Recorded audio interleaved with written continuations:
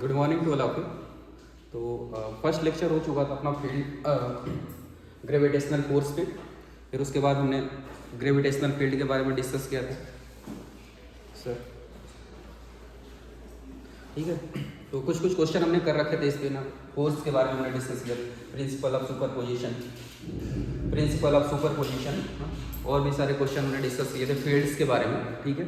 तो कुछ क्वेश्चन अभी कर लेते हैं, अभी और भी ढेर क्वेश्चन है ना, बहुत सारे क्वेश्चन बाकी हैं और फील्ड से रिलेटेड। तो कल क्वेश्चन लास्ट वाला क्वेश्चन हुआ था ना कि दो मासेस आपको गिवन थे, ठीक है, m और 4m, ठीक है, और इसके बीच का सेपरेशन आपको गिवन था 9 मीटर, ठीक है।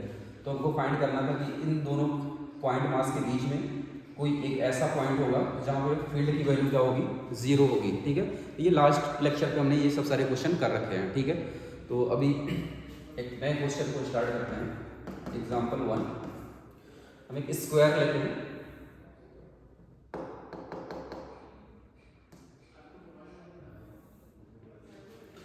स्क्वायर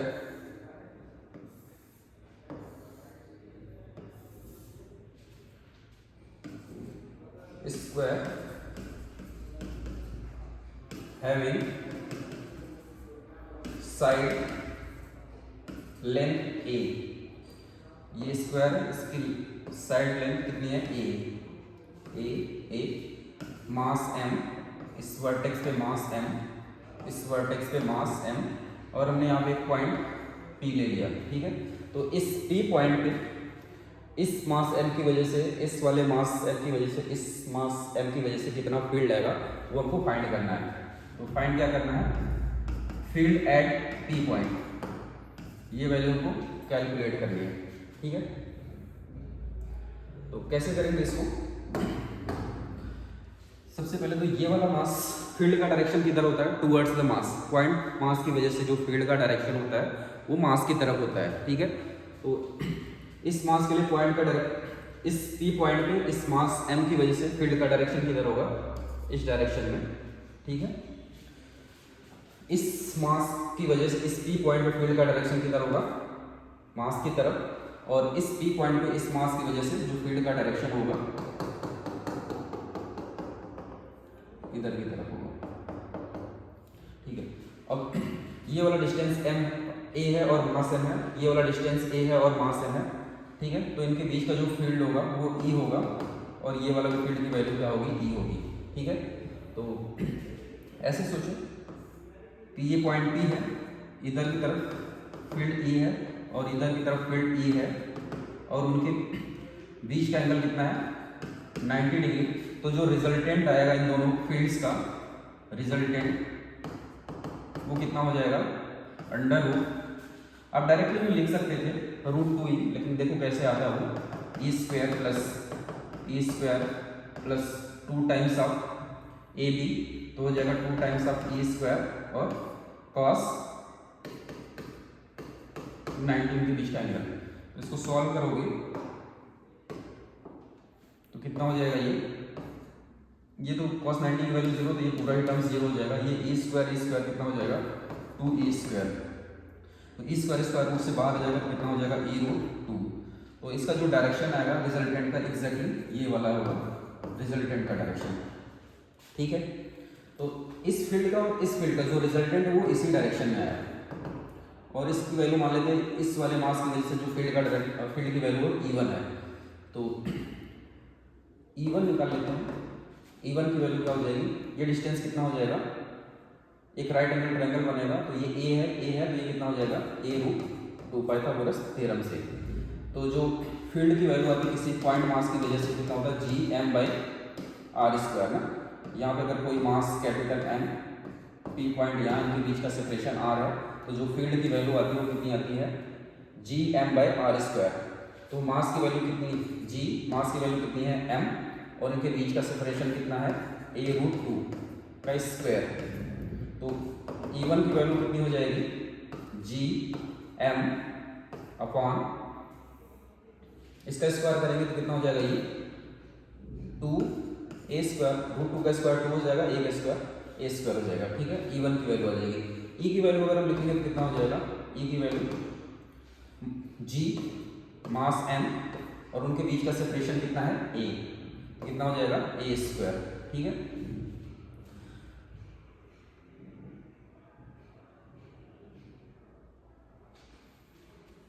ठीक है।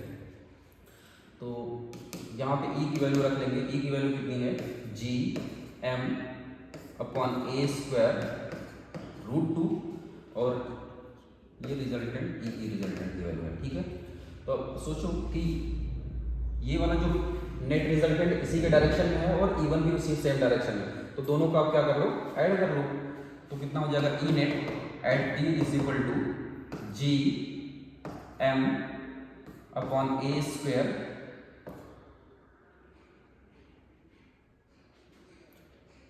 टू ए स्क्वायर ना, ये वाली value G M upon two A square plus G M upon A square root 2। तो सॉल्व कर लो, सॉल्व करोगे क्या हो जाएगा जी M upon A square common ले लो तो कितना बचेगा जी एम अपॉन ए स्क्वायर, ये बन जाए 1/2 बचेगा और यहाँ पे रूट 2 बचेगा। ठीक है, तो ई नेट एट डी पॉइंट कितना आ जाएगा जी M upon A square 1/2 plus root 2। ठीक है, पहला आंसर ये हो जाएगा। ठीक है, जो जितने भी प्रॉब्लम मतलब फील्ड से रिलेटेड फोर्स से रिलेटेड बने थे सेम प्रॉब्लम बन सकते हैं फील्ड से रिलेटेड। ठीक है, तो एक दो क्वेश्चन की प्रैक्टिस कर लो, बाकी आप मॉड्यूल से सारे क्वेश्चन को सॉल्व कर सकते हो। ठीक है, अब वो सारे क्वेश्चन कराने का कोई मतलब नहीं है। ठीक है, मतलब आइडिया लग जाना चाहिए कि ना किस टाइप के क्वेश्चन बन सकते हैं और प्रोसेस क्या होता है करने का। ठीक है,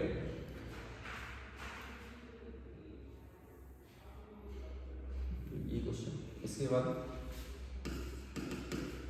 सेकेंड एग्जाम्पल। सेकेंड एग्जाम्पल क्या है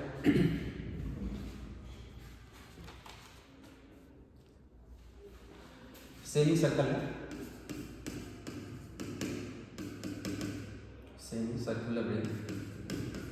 semi circular ring of mass capital M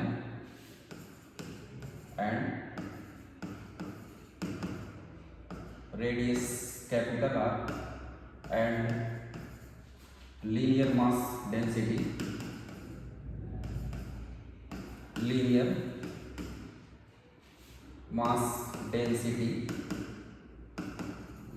lambda.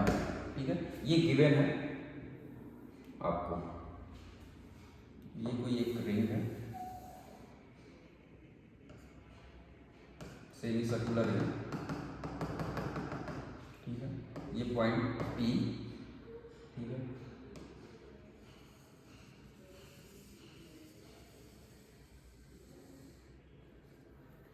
Radius R, इसका मास M और लीनियर मास डेंसिटी लैम्डा आपको गिवन है। तो इस सेमी सर्कुलर रिंग की वजह से इस P पॉइंट पे हमको क्या निकालना है, फील्ड की वैल्यू कितनी होगी, E एट P कितना होगा, ये हमको फाइंड करना है। ठीक है, कैसे करोगे, जैसे हमने फील्ड में किया था एग्जैक्टली यहाँ पे भी, सॉरी जैसा हमने ना फोर्स में किया था एग्जैक्टली हम यहाँ पे फील्ड में करेंगे सेम चीज़। हमने आपको बताया था कि जो फील्ड पॉइंट मास के लिए जो फार्मूला होता है E एट P, किसी P पॉइंट पे होता है G M by R square. ठीक है, बट ये मास कैसा है, कंटिन्यूअस डिस्ट्रीब्यूशन है, तो कंटिन्यूअस डिस्ट्रीब्यूशन है तो ये वाला फॉर्मूला को नहीं लगा पाएंगे जब तक कि ये पॉइंट मास हो जाए। ठीक है, तो अब हम क्या करेंगे, तो पॉइंट मास बनाने के लिए हम क्या करेंगे, एक छोटा सा पॉइंट यहाँ पे लेंगे, या ऐसे सोचो कि यहाँ पे छोटा सा पॉइंट मास, यहाँ पे कहीं भी एक छोटा सा पॉइंट मास आप कंसीडर करो। लेकिन प्रॉब्लम क्या है, अगर यहाँ वाले मास को देखोगे तो ये तो जस्ट इसके सीध में है, बट यहाँ वाले मास को अगर देखोगे पॉइंट मास को तो आप यहाँ से थोड़ा सा कुछ एंगल पे जाओगे। ठीक है, इस वाले पॉइंट मास को देखोगे तो आप थोड़ा सा एंगल और मूव करोगे, इस वाले मास को देखने के लिए आपको थोड़ा सा एंगल और मूव करना होगा, इस वाले मास को देखने के लिए ऐसे थोड़ा सा और एंगल मूव करना होगा। तो आपको अगर पॉइंट मास कंसीडर करना है तो आप ना थीटा एंगल क्या कर रहे हो, मूव कर रहे हो। तो जो अगर लाइन चार्ज होता था तो हम क्या करते थे, डायरेक्टली x डिस्टेंस पे जाके dx का स्टेप काटते थे और छोटा सा मास dm पे छोटा सा फील्ड डी लिख लेते थे, ठीक है। बट यहाँ पे एंगल पे हम घूम रहे हैं, तो आप क्या करोगे, यहाँ पे थीटा एंगल पे जाओगे, थीटा एंगल पे जाके डी थीटा का स्टेप काटोगे आप। अब इस डी थीटा की वजह से इस छोटे से स्टेप dx पे छोटा सा मास dm होगा और छोटे से dm मास से छोटा सा फील्ड de मिलेगा, ठीक है। तो d का डायरेक्शन किधर होगा, तो टुवर्ड्स द मास होता है फील्ड का डायरेक्शन, तो de का डायरेक्शन क्या होगा, d का डायरेक्शन इधर की तरफ होगा, ये de का डायरेक्शन है, ठीक है।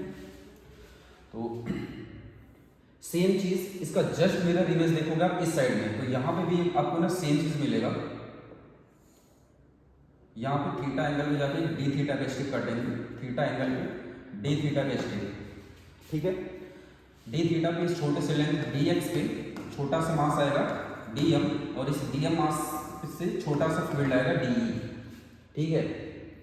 अब इस d का एक कंपोनेंट देखोगे, फील्ड का एक कंपोनेंट इधर होगा de cos थीटा और एक इधर की तरफ होगा de sin थीटा, तो एक कंपोनेंट इधर करोगे आप क्या हो जाएगा de cos थीटा और इधर की तरफ de sin थीटा, ठीक है।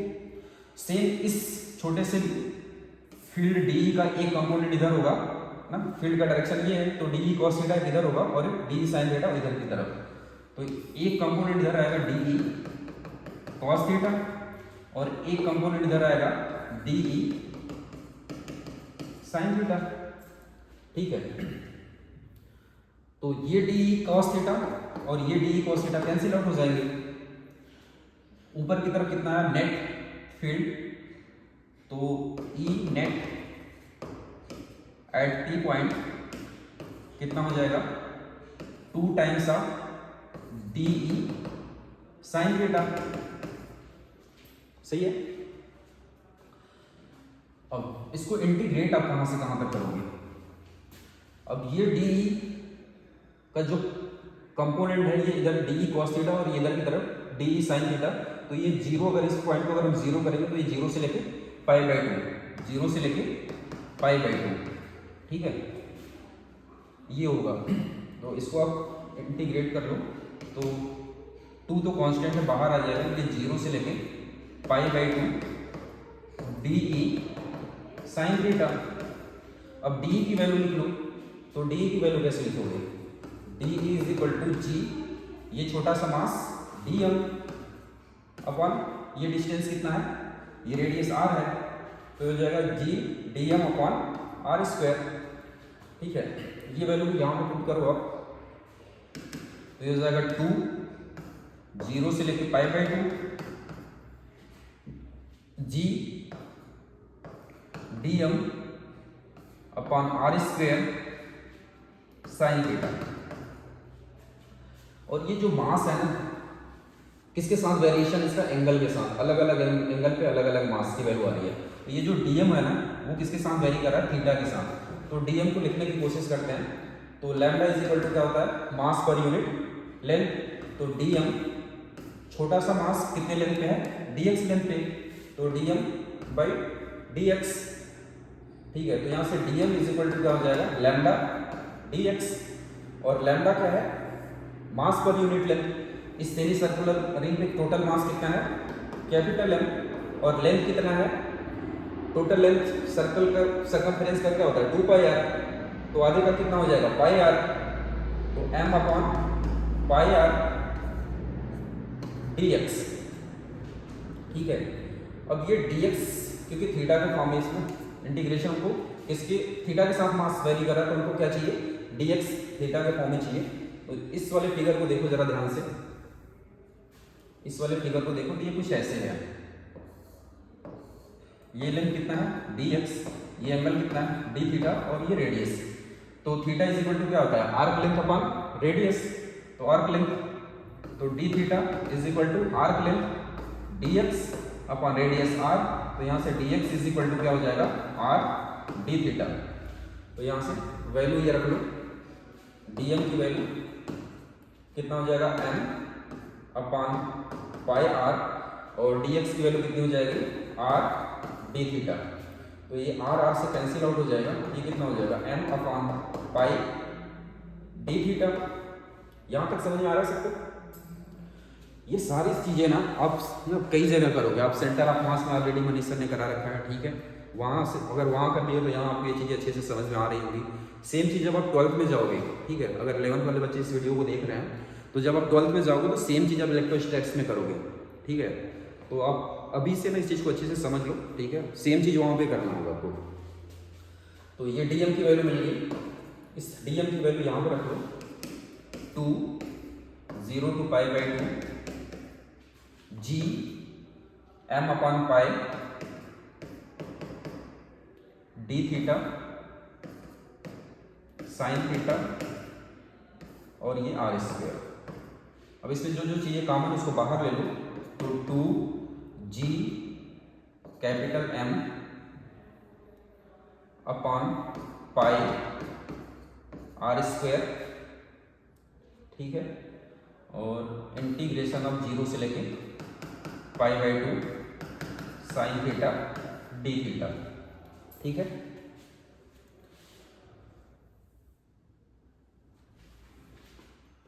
इसको इंटीग्रेट कर लो, 2 times of G capital M upon pi R square. Sine theta का इंटीग्रेशन क्या होगा, माइनस का कॉस थीटा, तो यहाँ पे माइनस लगा लेते हैं। ये कितना हो जाएगा, कॉस थीटा 0 से पाई बाई 2, ठीक है। तो -2 G capital M pi R square cos pi by 2 minus cos 0, ठीक है। कॉस पाई बाई 2 की वैल्यू क्या होती है, 0 ना। कॉस का ग्राफ कैसा होता है, ऐसे ही तो होता है। तो ये 0 होता है, ये पाई बाई 2, तो कॉस पाई बाई 2 की वैल्यू कितनी है, 0, तो ये कितना हो जाएगा 0, ठीक है। ये माइनस इसके साथ कॉस 0 की वैल्यू कितनी होगी, कॉस 0 की वैल्यू 1, तो ये कितना हो जाएगा -1, ठीक है। तो ये कितना हो जाएगा 2 G capital M upon pi R square. तो जो E net at P point पे आएगा वो कितना आ जाएगा 2 G M upon pi R square, ठीक है। सबको समझ में आ गया, ठीक है। मैं एक बार नीचे कर दे रहा हूँ, आप स्क्रीनशॉट ले लो या तो नोट कर लो एक बार, इसको नोट करो एक बार, स्क्रीनशॉट ले लो इसका।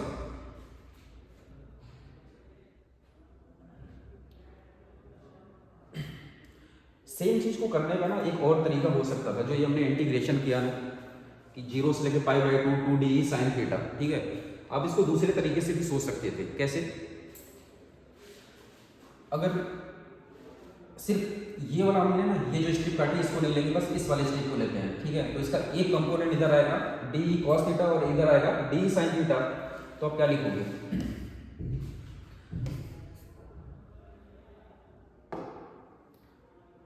ई at P is equal to D cos theta, इधर की तरफ यूनिट वेक्टर क्या हो जाएगा आई कैप, प्लस ऊपर की तरफ डी साइन थीटा, ऊपर की तरफ क्या लिखोगे आप डी ई साइन थीटा, और ये वाई एक्सिस है तो वाई एक्सिस से यूनिट वेक्टर क्या हो जाएगा जे कैप, ठीक है। तो ई एट पी पॉइंट पे क्या आ जाएगा D E cos theta I cap plus D E sine theta J cap.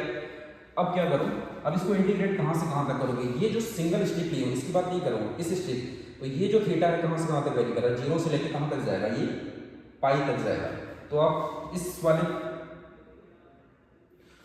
वाले को हम बोल देते हैं कि ये ई एक्स है, और इस वाले को हम बोलते हैं कि ये क्या है ई वाई है, ठीक है। तो क्या करोगे,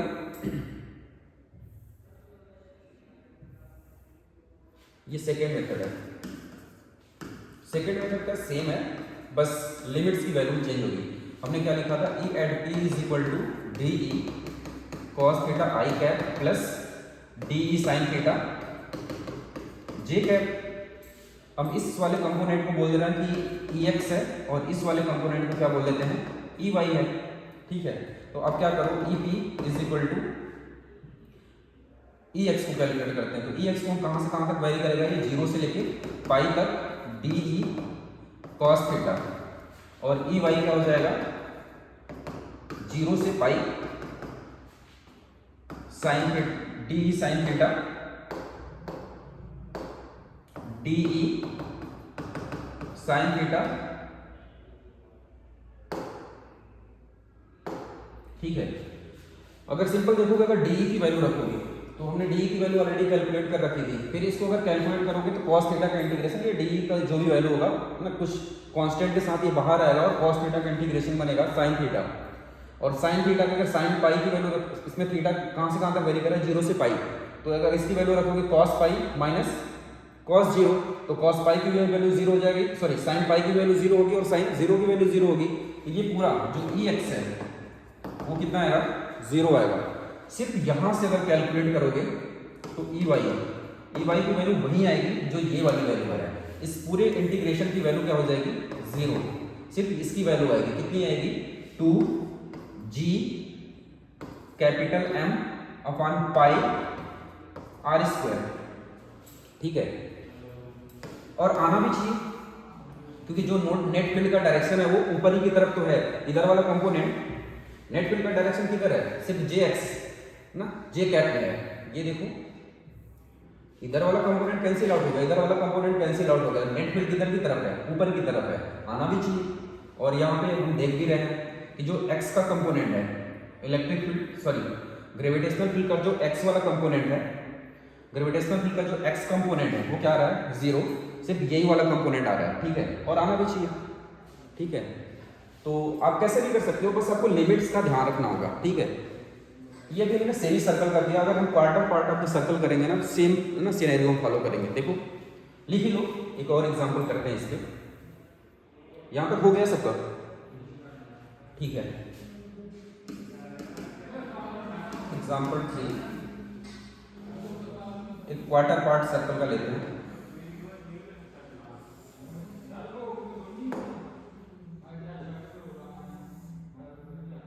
मेरी ड्राइंग इतनी अच्छी नहीं है बट आई होप आपको समझ में आ रहा होगा। ये क्वार्टर पार्ट सर्कल का है, रेडियस r है, ये पॉइंट B है, और इस क्वार्टर पार्ट का जो सर्कल का क्वार्टर पार्ट है उसका मास कितना है, कैपिटल M, रेडियस r, और इसके जो लीनियर मास डेंसिटी उसकी वैल्यू क्या है, लैम्डा, ठीक है। क्या है ये, क्वार्टर पार्ट ऑफ सर्कल, लिख लो quarter part of circle having radius capital R and mass density, linear mass density actually में,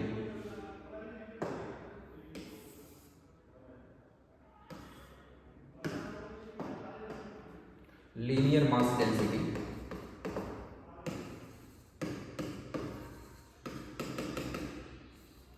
लैम्डा। इसलिए बोल रहे हैं लीनियर मास डेंसिटी क्योंकि जो इस पे मास का डिस्ट्रीब्यूशन है वो कैसा है, यूनिफॉर्म, ठीक है। इन केस अगर ये मास का डिस्ट्रीब्यूशन अगर यूनिफॉर्म नहीं होता तो एक्सप्रेशन अलग आएंगे, ठीक है। तो इस बात का ध्यान रखना कि ये डिस्ट्रीब्यूशन कैसा है, लीनियर है, मतलब जितना मास यहाँ पे होगा 1 सेंटीमीटर पे, वहाँ पे भी 1 सेंटीमीटर पे सेम मास का डिस्ट्रीब्यूशन होगा। 2 सेंटीमीटर पे जितना होगा 2 सेंटीमीटर पे यहाँ पे जितना होगा उतना हर एक जगह पे होगा, ठीक है। तो यहाँ कैसे करोगे, सेम जैसे पहले एग्जांपल में किए थे आप, कि यहाँ पे आप थीटा एंगल पे जाओ।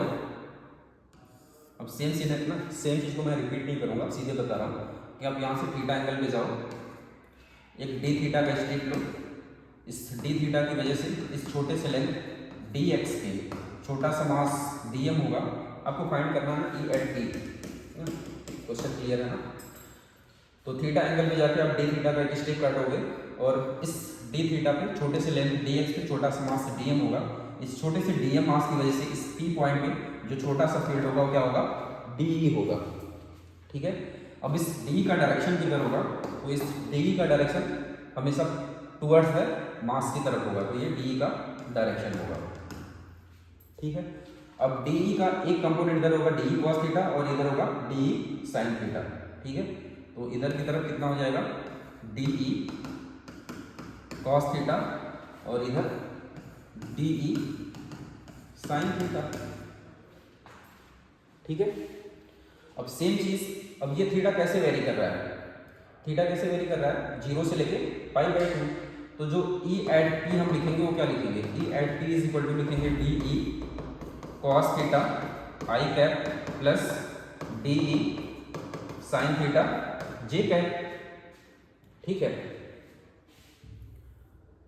और इस वाले कंपोनेंट को, इस कंपोनेंट को मान लेते हैं ये EX है, और इस वाले कंपोनेंट को मान लेते हैं क्या, ये EY है।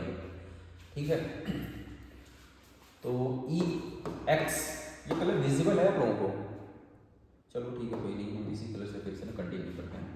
EX इज इक्वल टू 0 से लेके, ये कहाँ से कहाँ तक वेरी करेगा, 0 से लेके π/2, 0 to π/2 cos theta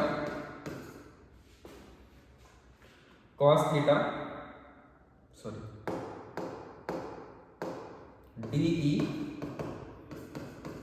cos theta ना। ये वाले कंपोनेंट को अगर आप DE cos थीटा बोल रहे हो तो ये वाला कंपोनेंट EY को आप क्या बोलोगे, 0 से लेके π/2 DE साइन थीटा। ठीक है, अब इस D को कैलकुलेट कर लो आप। ठीक है, D लिख लो, D कैसे कैलकुलेट करोगे, तो D इज इक्वल टू क्या होगा, D के लिए क्या लिखते हैं, छोटा सा इलेक्ट्रिक फील्ड, छोटे से मास के लिए लिखेंगे r डिस्टेंस पे P पॉइंट से, तो क्या हो जाएगा ये G छोटा सा मास dm, और यहाँ से यहाँ तक का डिस्टेंस कितना है, रेडियस होगा r, तो ये r का स्क्वायर। ठीक है, और इंटीग्रेशन ऑफ 0 to π/2। ठीक है, यहाँ तक सब कुछ समझ में आ रहा है, यहाँ तक सब कुछ समझ में आ रहा है। ठीक है, अब जो मास है, मैं पहले बोला था ये मास है ना, अलग अलग थीटा पे अलग अलग इसकी वैल्यू है, तो जो वेरिएशन होगा डीएम का वो थीटा के साथ है। ठीक है,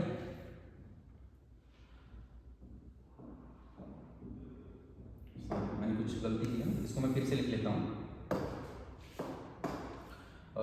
DE की वैल्यू क्या हो जाएगी, छोटा सा मास dm अपॉन ये सेपरेशन कितना है r²।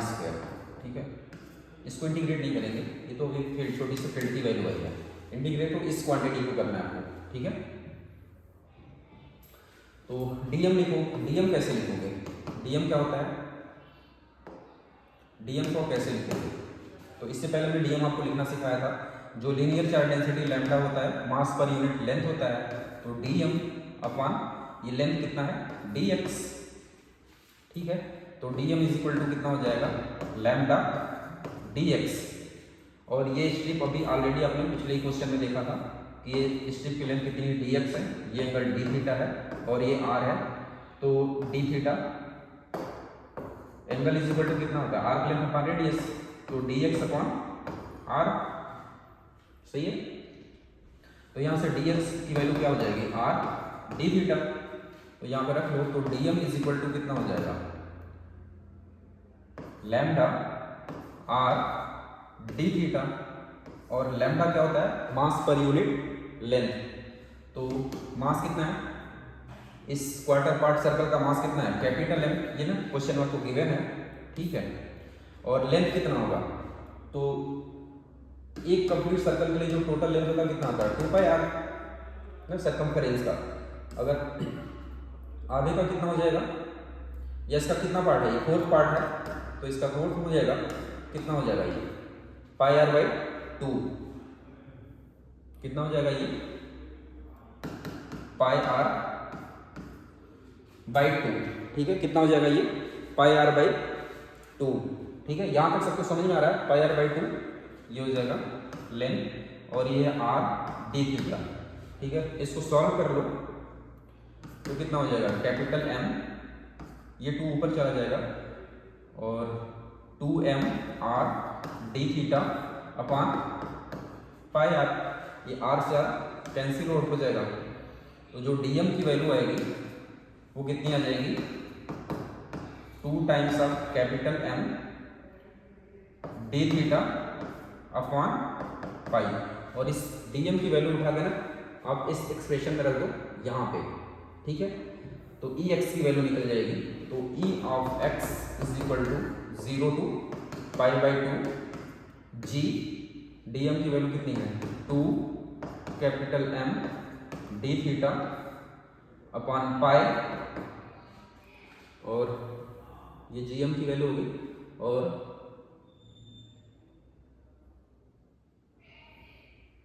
Upon R square G D M upon R square ना, इस डी की वैल्यू पहले रख लो ना, डी में इस वाले एक्सप्रेशन में रख लेते हैं ना, तो जी अपॉन आर स्क्वायर और डी एम की value 2 D M theta upon pi, और ई एक्स लिखेंगे तो कितना हो जाएगा ये कॉस थीटा।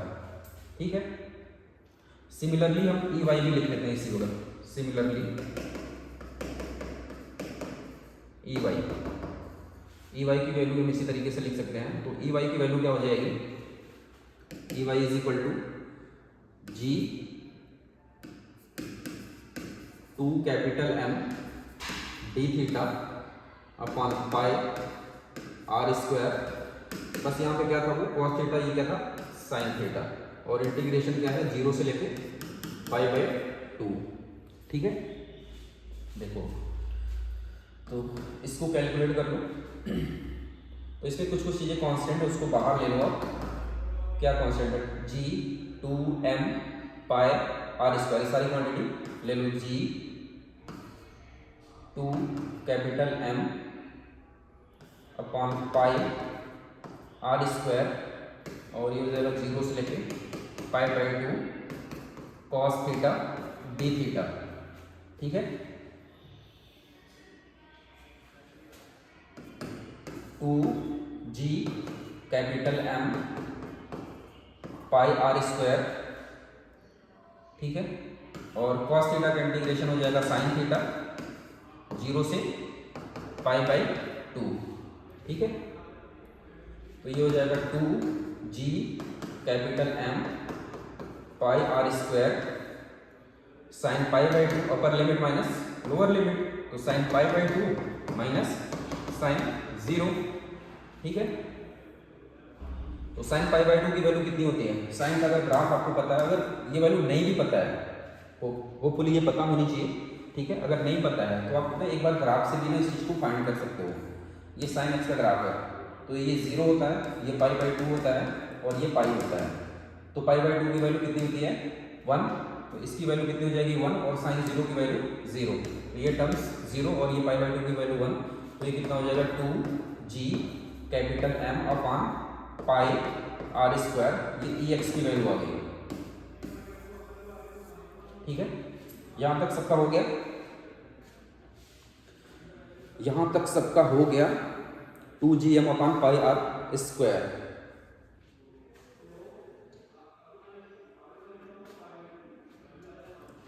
ठीक है, सिमिलरली आप इस वाले टर्म्स को भी कैलकुलेट करोगे, तो इसको भी यहां पे आप कैलकुलेट करके देख लो क्या आएगा। इसमें से कॉमन हो जाएगा g2m पाई आर स्क्वायर, तो यहां से कॉमन कुछ कुछ चीजें ले लो आप, 2 कैपिटल m, ठीक है, 2 capital m g upon pi R square 0 to π/2 sine theta D theta. इसको मैं ना थोड़ा सा सेपरेट कर दे रहा हूँ। ठीक है, तो ये कितना हो जाएगा 2gm upon pi R square, sine theta का इंटीग्रेशन क्या होगा, साइन थीटा का इंटीग्रेशन क्या होगा माइनस कॉस थीटा, तो माइनस मैं यहाँ पे ले ले रहा हूँ, और ये कॉस थीटा 0 से लेके π/2। ठीक है, फिर ये कितना हो जाएगा -2g capital M upon pi R square cos 0, यहाँ पे ना एक बार अपर लिमिट रखो, कॉस π/2 माइनस कॉस 0, तो कॉस π/2 माइनस कॉस 0। अब कॉस π/2 और कॉस 0 की वैल्यू आपको पता होनी चाहिए, अगर नहीं पता तो फिर ग्राफ आपको पता होना चाहिए। ठीक है, तो ग्राफ इसका कैसा होता है, कॉस का ये 0, ये π/2 और ये पाई, तो पाई की इसकी वैल्यू कितनी है -1, 0 तो कितनी वैल्यू है इसकी +1, और π/2 की कितनी वैल्यू है 0, तो cos पाई बाई 2 की वैल्यू कितनी है 0, तो ये टर्म्स 0 हो जाएगा। और ये cos 0 की वैल्यू कितनी है 1, तो ये -1 यहाँ पर क्या कर लेगा +1, ठीक है। तो ये क्या हो जाएगा +2g capital M upon pi R square. ये किसकी वैल्यू हो गई ई वाई की वैल्यू हो गई। ई वाई की वैल्यू और ई एक्स की वैल्यू दोनों कैसी आई है सेम आई है, ठीक है। अगर इसको वेक्टर के फॉर्म में अगर लिखोगे तो कैसे लिखोगे E at P is equal to E X I cap plus E Y J cap, कितना हो जाएगा ये 2gm upon pi R square I cap plus 2gm upon pi R square J cap, ठीक है। ई एट पी, ठीक है, 2gm upon pi R square, और इसमें से 2gm upon pi R square common ले लो दोनों में से, ठीक है। अब इसको बस सॉल्व करने का बचा हुआ है आपको, ठीक है। तो 2g capital M upon pi R square common हो जाएगा और ये बन जाएगा I cap plus J cap, ठीक है। अब इसका अगर मैग्नीट्यूड की बात करोगे, ये वेक्टर फॉर्म में मैग्नीट्यूड की बात करोगे तो 2gm upon pi R square ना कॉमन ले लोगे, ये हो जाएगा आई स्क्वायर ना √2 times of 2gm upon pi R square, ठीक है। तो ये वैल्यू आएगी, ठीक है। तो हमने क्या क्या देख लिया, सेमी सर्कल का देख लिया, सर्कल के क्वार्टर पार्ट के ना सेंटर पे जो पी पॉइंट है वहां पे ना फील्ड की वैल्यू निकाल ली, ठीक है। और पहले ही लेक्चर दूसरे ही लेक्चर में जब हमने फील्ड कराया था कंटिन्यूअस मास डिस्ट्रीब्यूशन के लिए, उसके सेंटर पे जो फील्ड की वैल्यू आई थी वो 0 आई थी। तो हमने सर्कल के ना सेंटर पे भी देख लिया, सेमी सर्कल के सेंटर पे पी पॉइंट को रख के देख लिया, ठीक है। फिर क्वार्टर पार्ट सर्कल के क्वार्टर पार्ट के सेंटर पे ना रख के हमने फील्ड की वैल्यू कैलकुलेट कर ली, ठीक है। तो अभी अगर ये तो सिर्फ ना आपको एक जनरल वो मिला कि सर्कल है, ठीक है, सर्कल का हाफ वाला पार्ट है तब भी ठीक है, सर्कल का क्वार्टर पार्ट है तब भी ठीक है, कैलकुलेट कर ले रहे हैं। अगर कोई जनरल एंगल दे दे, जैसे अगर क्वार्टर पार्ट के लिए दे देखोगे तो दोनों एक्सिस के बीच का एंगल कितना था π/2, और सेमी सर्कल के लिए देखोगे तो ना रेडियस के बीच में जो ना एक एंड से दूसरे एंड के बीच में एंगल बनेगा 180 का बनेगा, ठीक है। वहां तक तो सही था। अगर हमसे कोई पूछ देना कोई एक जनरल ऐसे आर्क टाइप का दे दे, ऐसे कोई आर्क टाइप का, ठीक है, और इसके बीच का कोई एंगल जनरल एंगल थीटा हो और बोल दे कि इस पी पॉइंट पर अगर फील्ड की वैल्यू बतानी तो कैसे बताओगे, ठीक है। तो अब ये जो कैलकुलेशन करेंगे हम किसी आर्क के लिए करेंगे, फिर वो जनरलाइज कर लेंगे। अगर इस थीटा की वैल्यू अगर हम π/2 रख लें तो क्या बन जाएगा, ये क्वार्टर पार्ट सर्कल का बन जाएगा। अगर इस थीटा की सोचो ये आर्क है और ये थीटा है, इस थीटा को अगर हम कितना रख लें, थीटा इज इक्वल टू π/2, तो ये क्वार्टर पार्ट नहीं बन जाएगा सर्कल का। थीटा की वैल्यू अगर हम पाई रख लें, थीटा की वैल्यू पाई रख लो तो ये पूरा क्या बन जाएगा, सेमी सर्कल बन जाएगा।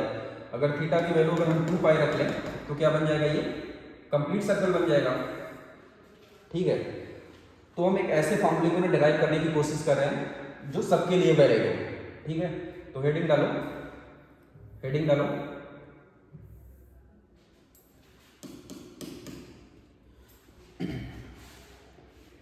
Gravitational field due to arc, gravitational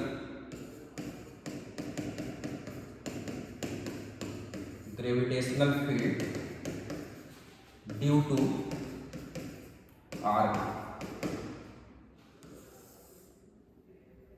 ठीक है। हम एक आर्क ड्रॉ करने की कोशिश करते हैं।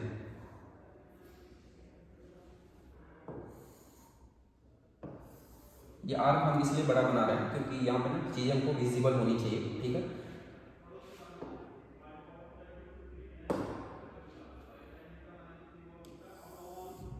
ठीक है,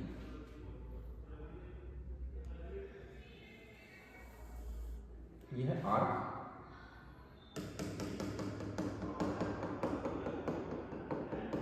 ठीक है।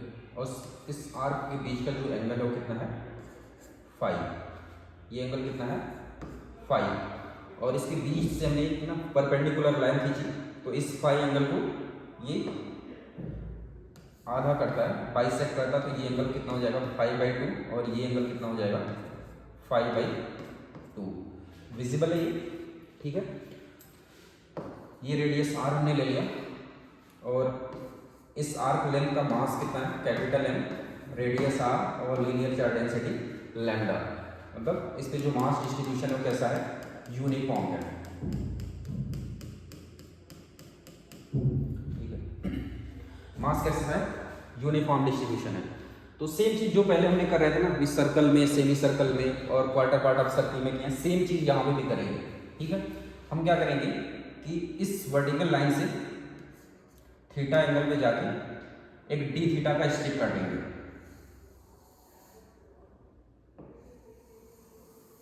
ठीक है। ये डी थीटा का हमने स्ट्रिप काटा।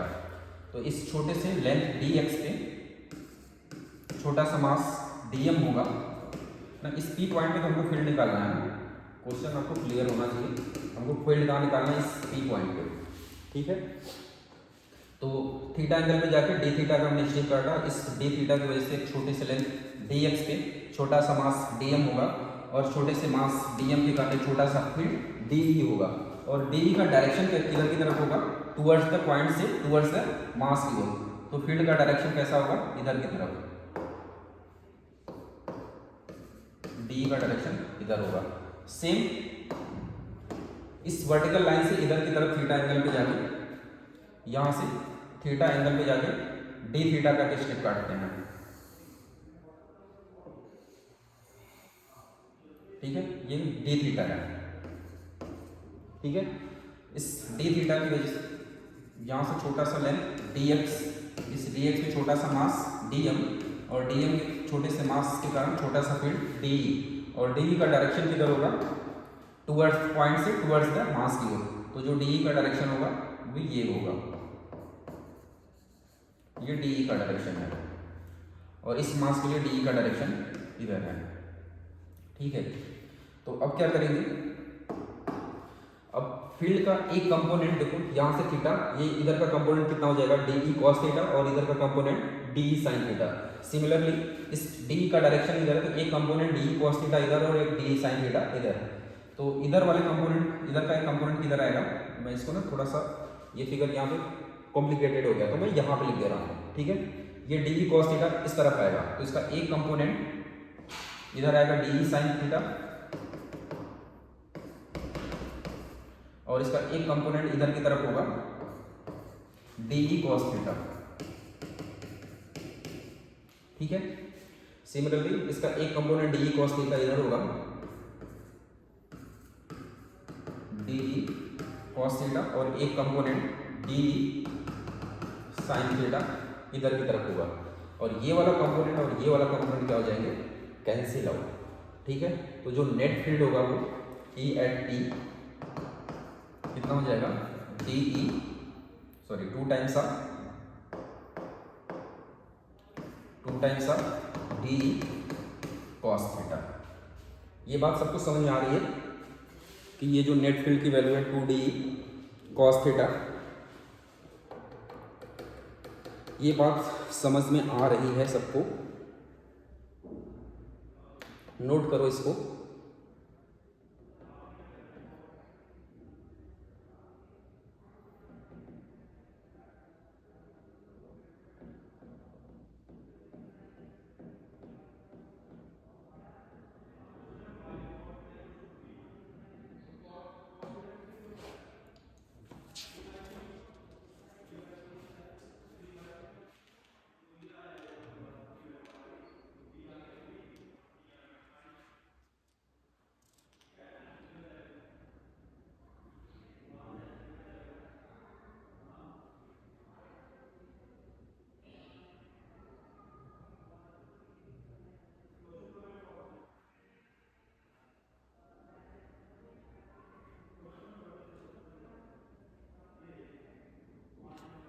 ठीक है, हो गया, ठीक है। डी का एक कंपोनेंट इधर D sine theta, D cos theta, D sine theta और डी कॉस थीटा, ठीक है।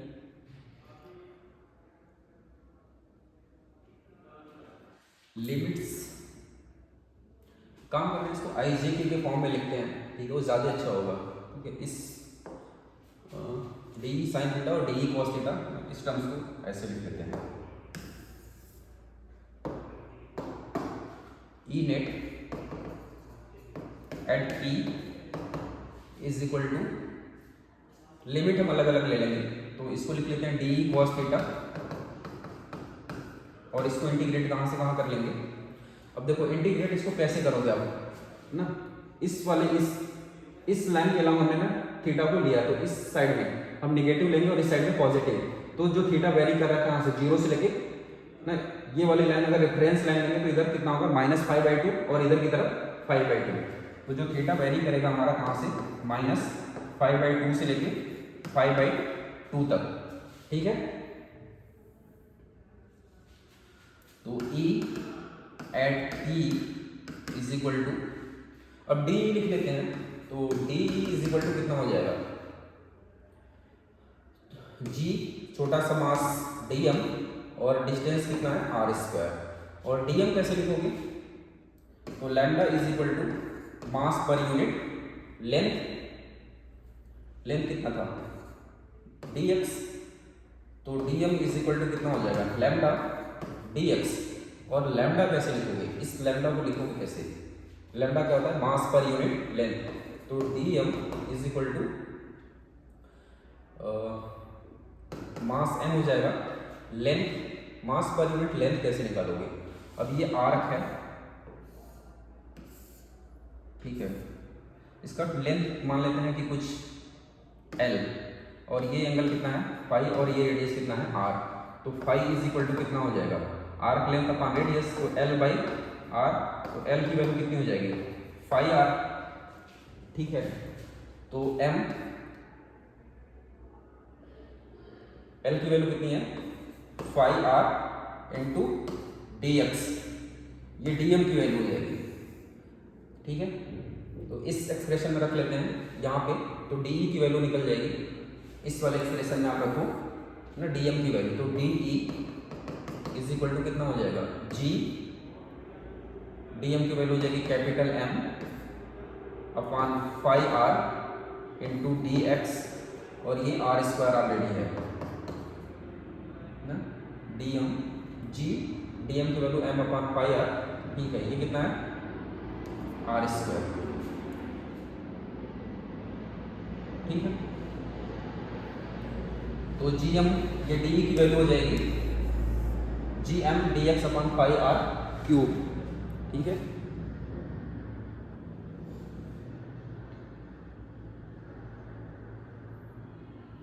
और dx को भी हमको रिप्लेस करना है ना, तो dx को हम क्या लिख लेंगे r d थीटा, तो d is equal to g capital M r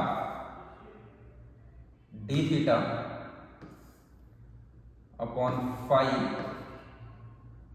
r into r², ये कैंसिल आउट हो जाएगा, तो जो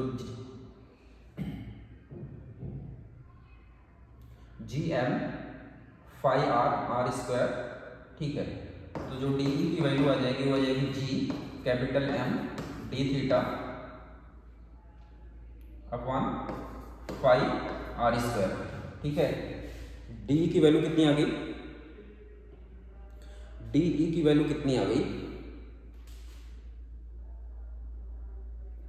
gm upon r² phi r² d theta, ठीक है। अब ये सारी वैल्यू उठा के आप इस एक्सप्रेशन में रख लो, ठीक है। डी कॉस थीटा -5/2 से लेके 5/2 तक, ठीक है। तो -5/2 से लेके 5/2 G capital M D theta phi r² cos theta था, कॉस थीटा, ठीक है। अब इसमें से कॉमन चीजें निकाल लो, क्या कॉमन होगा gm फाई r², ठीक है। g capital M phi r², ये बाहर हो जाएगा, ये हो जाएगा cos थीटा d थीटा -5/2 से लेके 5/2, ठीक है। यहाँ तक सही है। ठीक है, तो G capital M five R square cos theta की इंटीग्रेशन क्या हो जाएगा, साइन थीटा माइनस 5/2 से लेके 5/2, ये कितना हो जाएगा, G capital M five R square,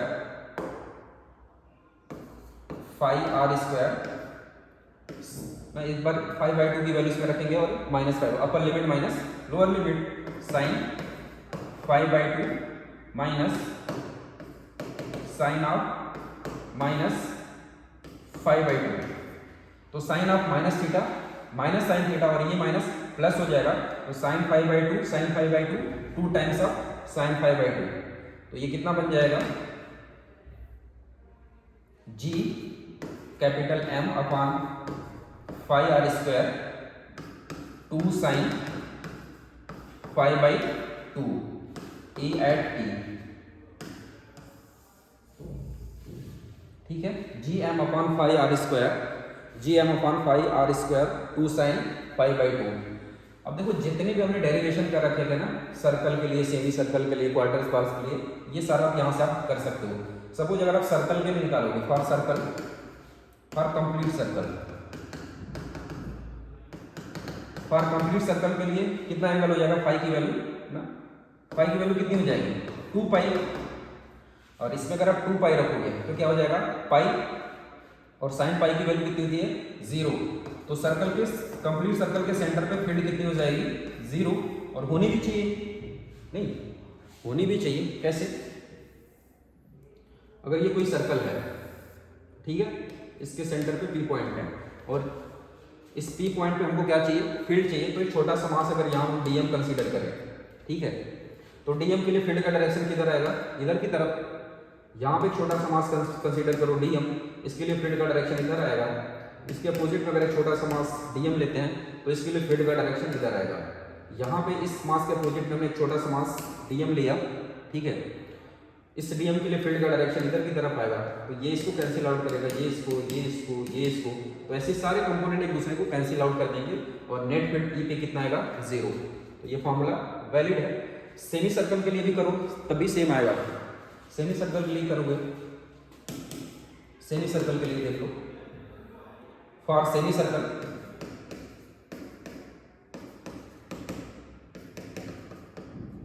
for semi circle के लिए पाई की वैल्यू कितनी हो जाएगी, पाई, ठीक है, फॉर्मूला क्या है, E at T G M upon 5r square, G M upon 5r square 2 sine 5/2, कितना हो जाएगा ये, 5/2, ठीक है, यही है ना, साइन 2 साइन 5/2, 2 साइन 5/2, तो पाई की वैल्यू कितनी है, पाई, तो यहाँ पे हमने पाई की वैल्यू क्या रख ली, पाई, तो कितना बन जाएगा ये, पाई/2, तो E at T is equal to G capital M, और पाई यहाँ पे भी रखना होगा ना, पाई की वैल्यू यहाँ पे भी रखो, कितना, पाई r स्क्वायर 2, और साइन 5/2 की वैल्यू कितनी होती है, साइन 5/2 की वैल्यू कितनी होती है, अगर नहीं याद है तो आपको ग्राफ याद होना चाहिए, ये 5/2 होगी, इसकी वैल्यू कितनी होगी, 1 होगी, ये पूरा टर्म्स कितना हो जाएगा, 1, तो ये कितना हो जाएगा, 2, तो कितना बन जाएगा, E at T is equal to 2 times of G capital M upon pi r square, ठीक है, जो हमने पहले भी ना सेमी सर्कल के लिए ना कैलकुलेट किया था, तो यही वैल्यू आई थी exactly 2gm upon pi r square. तो वो इससे पहले जो हमने केस किए थे, अगर आपको वो केस डिराइव नहीं कर पा रहे हैं तो एटलीस्ट आपको ये वाला फॉर्मूला याद होना चाहिए, ये वाला फॉर्मूला, कि किसी आर्क लेंथ, किसी आर्क के कारण उसके सेंटर पे कितना फील्ड होता है, G M upon 5r square 2 sine 5/2, ठीक है, नोट कर लो इस चीज को।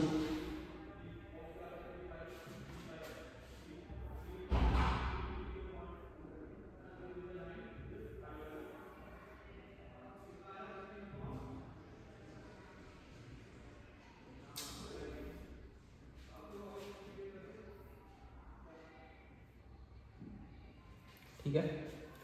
इसको नोट कर लिया होगा, आई होप आप लोगों ने इस चीज़ को नोट किया होगा। ठीक है, तो यहाँ तक कंप्लीट हुआ। ठीक है, इसके बाद एक दो और क्वेश्चन करते हैं। Gravitational field due to hollow sphere के लेकर ना कैलकुलेट करते हैं। Gravitational field due to hollow sphere, heading डालो,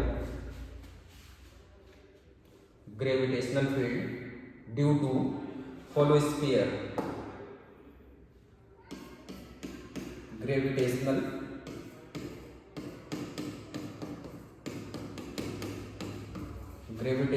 field due to hollow sphere. Hollow sphere या इसको हम सेल भी बोल सकते हैं। ठीक है, सेल, हॉलो स्फीयर या सेल दोनों के लिए वैलिड होगा। तो आपको एक गिवन है, एक स्फीयर,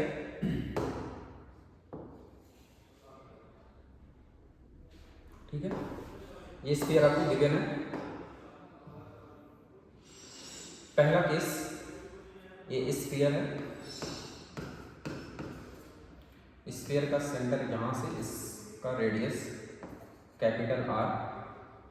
ठीक है, तो आपको कैलकुलेट कहाँ कहाँ करना है आपको। First case, R is less than capital R. Second case, small R is equal to capital R. And third case, small R is greater than capital R. इस तीनों केस में आपको फील्ड कैलकुलेट करना है। ठीक है, स्फीयर के कारण। ठीक है, gravitational field due to hollow sphere. ठीक है, कैसे कैलकुलेट करोगे इस चीज को। ठीक है, कैसे कैलकुलेट करोगे। चलो सपोज पहला केस हमने इसी को मानते कि पहला केस है। ठीक है, तो आप क्या करो, यहां से r डिस्टेंस पे, यही तो बोल रहा है कि r is greater than capital R, तो हमने यहाँ पे एक पॉइंट P यहाँ पे कंसीडर कर लिया। ठीक है, ये P पॉइंट हो गया और ये डिस्टेंस कितना हो गया, R हो गया। ठीक है, अभी ना इलेक्ट्रोस्टैट्स कुछ लोगों ने पढ़ा होगा, कुछ लोगों ने नहीं पढ़ा होगा। ठीक है, तो जितने लोगों ने पढ़ा होगा वहाँ पे ना गॉस लॉ आता है। ठीक है, तो गॉस लॉ यहाँ पे भी वैलिड होता है। गॉस लॉ ये कहता है कि कोई अगर ना स्फेरिकली सिमेट्रिकल मास डिस्ट्रीब्यूशन है, कैसा हो, स्फेरिकली सिमेट्रिकल मास डिस्ट्रीब्यूशन, तो इस पूरे स्फेयर का मास हम कहाँ कंसीडर करते हैं, सेंटर पे। ये गॉस लॉ है, गॉस लॉ। ठीक है, गॉस लॉ ऑफ ग्रेविटेशन। लिख लो एक लाइन, सिलेबस में, आपके सिलेबस में नहीं है। ठीक है, बट जान जाओ, Gauss law of gravitation. Gauss law of gravitation ये क्या कहता है, गॉस लॉ ऑफ ग्रेविटेशन कहता है कि अगर स्फेरिकली सिमेट्रिकल मास डिस्ट्रीब्यूशन, कैसा, spherically symmetrical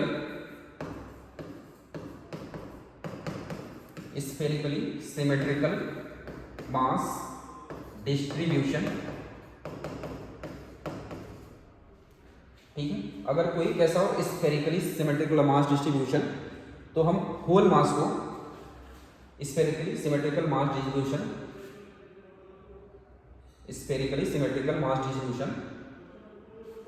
whole mass concentrated eight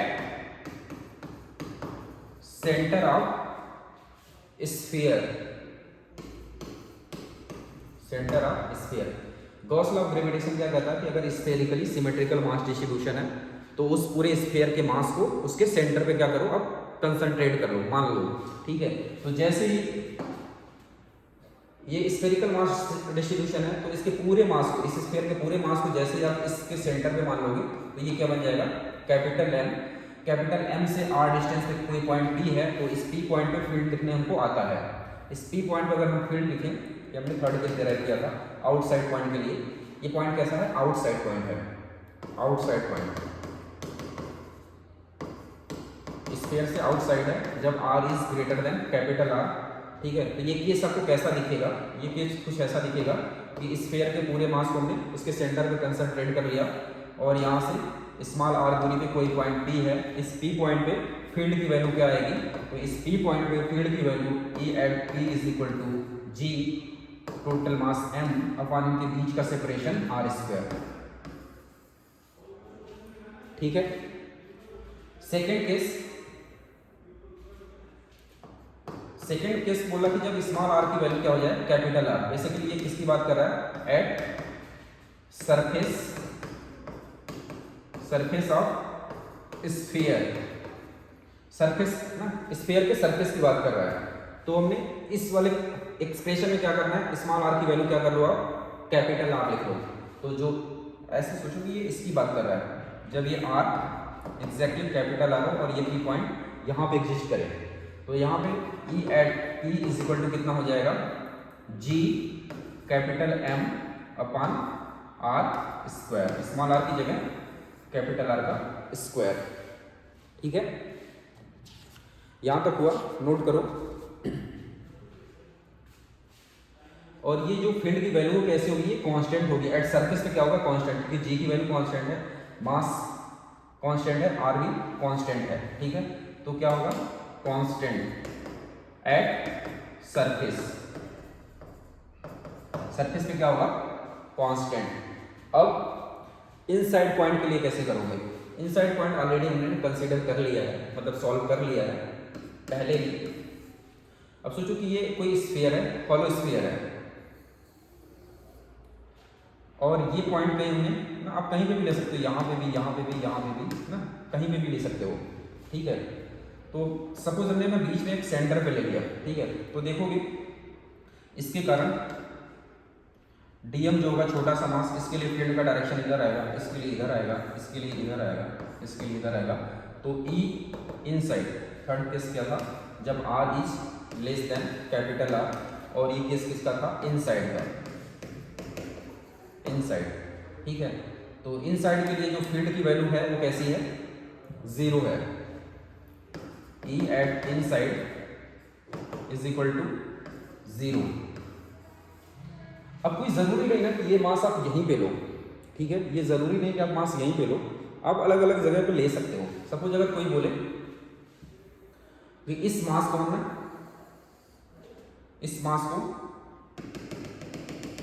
ये हाफ पार्ट है, हमने कहीं यहाँ पे ले लिया, यहाँ पे लोगे तो जो इस छोटे से मास के लिए फील्ड का डायरेक्शन आएगा वो इस डायरेक्शन में आएगा, इस छोटे से मास के लिए फील्ड का डायरेक्शन इधर की तरफ आएगा, इस छोटे से मास के लिए फील्ड का डायरेक्शन इधर की तरफ आएगा। अगर यहाँ वाला जो मास होगा इसके लिए फील्ड का डायरेक्शन ये होगा, और यहाँ वाला जो मास होगा इसके लिए फील्ड का डायरेक्शन ये होगा। सपोज इस वाले मास के लिए अगर हम ई लिख रहे हैं तो ई इज इक्वल टू क्या हो जाएगा, जी छोटा सा मास डी एम अपॉन ये रेडियस मान लेते हैं ये आर, ठीक है। अब सोचो कि अगर ऊपर वाले मास के लिए अगर कंसीडर करोगे तो डीएम की वैल्यू क्या हो रही है, कम हो रही है, डीएम क्या हो रहा है, घट रहा है, ठीक है। बट आर भी तो डिक्रीज कर रहा है, इस आर के डिक्रीज होने की वजह से ई क्या करेगा, इंक्रीज होगा। और कोई बोले कि ये जो अपर वाला पार्ट है, सॉरी ये अपर पार्ट के लिए हमने कैलकुलेशन किया था, और ये लोअर पार्ट के लिए अगर कोई बोले, इस लोअर पार्ट के लिए अगर हम डीएम लिखेंगे, अगर ई लिखेंगे, इसको 1 मानते हैं, इसको 2, तो इसके लिए लिखेंगे G D M upon R का स्क्वायर, मतलब इसको आर डैश मान लेते हैं, आर डैश का स्क्वायर। यहाँ पे देखो डीएम की वैल्यू ना, इस लोअर वाले मास के लिए डीएम की वैल्यू बढ़ तो रही है, डीएम इंक्रीज हो रहा है, बट आर भी तो इंक्रीज हो रहा है, ये आर भी तो इंक्रीज होगा। अगर ये आर इंक्रीज होगा तो ये तो डिक्रीज करेगा ना। तो ये इस तरीके से बैलेंस होता है, ये डीएम और आर इस तरीके से बैलेंस होता है कि जो नेट फील्ड होता है इनसाइड में, E at inside is equal to 0, ठीक है। अब देखो ये तो क्वेश्चन यहाँ ही तक था। अगर हमसे कोई पूछे कि इसका ना फील्ड वर्सेस आर का ग्राफ ड्रॉ करो, ठीक है, फील्ड का आर के साथ वेरिएशन कैसा होगा, अगर वो ड्रॉ करने के लिए कोई बोले तो कैसे करोगे। सपोज ये स्फीयर है, ठीक है, ये स्फीयर हो गया, इसका सेंटर कुछ यहाँ पे लाई करेगा, और ये आर हो गया स्मॉल आर, और ये फील्ड ई, ठीक है। और इसके सेंटर से ये डिस्टेंस कितना है, या इसका रेडियस कितना है, आर है, ठीक है। तो हमने क्या क्या देखा, पहला केस था कि जो इनसाइड था, इनसाइड जो फील्ड था वो कितना था, 0, और सरफेस पे कितना था, सरफेस पे जो ई की वैल्यू थी वो कितनी थी, G M upon capital R का square, third point outside point के लिए मतलब R is greater than capital R, तो जो फील्ड की वैल्यू थी वो कितनी थी, G capital M upon small R का स्क्वायर। तो इनसाइड फील्ड होने का 0 का मतलब ये सरफेस है इसका, यहाँ ये small R is equal to capital R होगा। तो इसके इनसाइड, स्फीयर के इनसाइड फील्ड की वैल्यू क्या है, यहां तक फील्ड की वैल्यू क्या है, 0 है, यहां कोई फील्ड नहीं है, ठीक है। जैसे ही सरफेस से थोड़ा सा बाहर आते हैं आउटसाइड सरफेस पे, तो ये है, और ये वैल्यू कैसी है, कांस्टेंट है, तो ये कोई एक फिक्स वैल्यू है, ठीक है। इसके बाद जो फील्ड है वो कैसा है, फील्ड का जो वेरिएशन है, E is inversely proportional of 1/r², मतलब इनवर्सली प्रोपोर्शनल ऑफ r² के रेट से क्या कर रहा है, डिक्रीज कर रहा है। ये जस्ट ग्राफ कैसा बनेगा, रेक्टेंगुलर हाइपरबोला जैसा, बट स्लोप उसका थोड़ा सा ज़्यादा होगा, मतलब स्लाइटली बहुत तेजी से डिक्रीज करेगा, ठीक है। अगर आपको नहीं आइडिया तो इसमें आप एक बार क्या रखो, एक बार r की वैल्यू 0 रखो, ठीक है। तो r की वैल्यू 0 रखोगे तो e की वैल्यू कितनी आ जाएगी, 1/0, मतलब समथिंग अपॉन 0, तो e की वैल्यू कितनी होगी, इनफाइनाइट। और एक बार r की वैल्यू क्या रख लो आप, इन्फिनिटी, ठीक है। जैसे 1/∞ ये क्या हो जाएगा, e की वैल्यू 0। तो जैसे ही आपने एक बार r की वैल्यू 0 रखी तो e की वैल्यू क्या होगी, इनफाइनाइट, और r की वैल्यू क्या रखें, इन्फिनिटी, तो e की वैल्यू क्या होगी, 0। इसका मतलब कि r इज इक्वल टू 0 पे, मतलब यहाँ पे ये क्या होगा, इनफाइनाइट होगा, मतलब कहीं ऊपर से स्टार्ट होगा, हमको नहीं पता, बट वो कहीं यहाँ से स्टार्ट होगा, वो इनफाइनाइट से। और जैसे ये इनफाइनाइट पे जाएगा तो फील्ड की वैल्यू क्या हो जाएगी, 0, मतलब ये कहीं इन्फिनिटी पे जाएगा तो इसकी वैल्यू क्या हो जाएगी, फील्ड की वैल्यू क्या हो जाएगी, 0। तो ये समथिंग लाइक दैट कुछ ऐसे जाएगा, ठीक है। तो यहाँ पे ये वाला जो है e वो इनवर्सली प्रोपोर्शनल है 1/r² के, ठीक है। तो ये e वर्सेस r का ग्राफ हो गया, ठीक है। तो फील्ड को ना यहीं पे ख़त्म करते हैं, बहुत सारे एग्जाम्पल बन सकते हैं, ठीक है। अभी इसमें हम और भी चीज़ें फाइंड करेंगे, बट वो थोड़ा सा और कुछ फार्मूले पढ़ने के बाद ना उस चीज़ को कैलकुलेट करेंगे, ठीक है। तो यहीं पे ना लेक्चर को द एंड करते हैं, फिर उसके बाद नेक्स्ट लेक्चर से स्टार्ट करेंगे। Thank you.